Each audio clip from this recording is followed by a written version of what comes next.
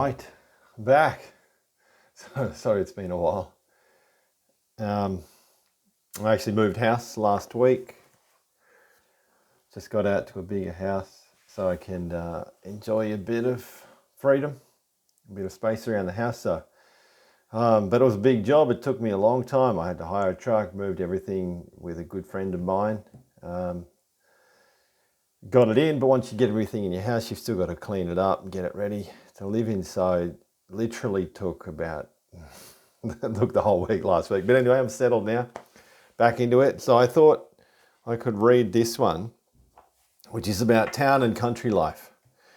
For me personally, I grew up in a place called Crabs Creek, one of the greatest places on earth.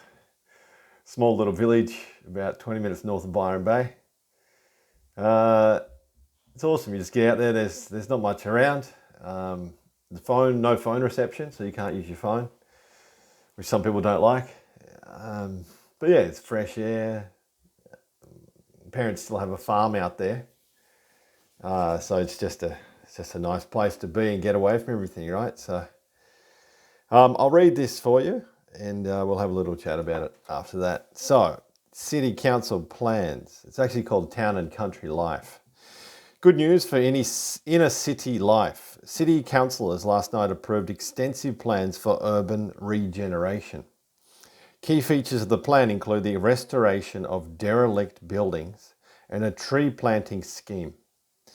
The hope is that the inner city will soon resemble the leafy suburbs as an attractive and desirable place to live. Planners believe that an increase in the number of residential dwellings in the town centre will ease the problem of congested roads and nighttime crime, with commercial and recreational facilities within walking distance and open all hours. It is hoped that many people will choose to leave their cars at home and that it will be safer to walk on the street at night. What do we got here? Urban regeneration is just to make a certain place look better or more attractive to live in.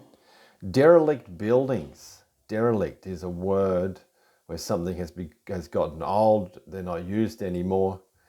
So a derelict building would be something that obviously is about to fall down.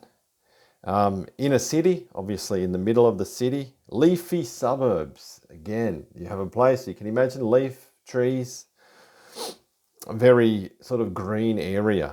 A desirable place to live where a lot of people want to live, right? It's a desirable place. Residential dwellings is just a place where people live. Dwelling is like a house. Congested roads, traffic jams, too many cars. Within walking distance, obviously, you can walk there.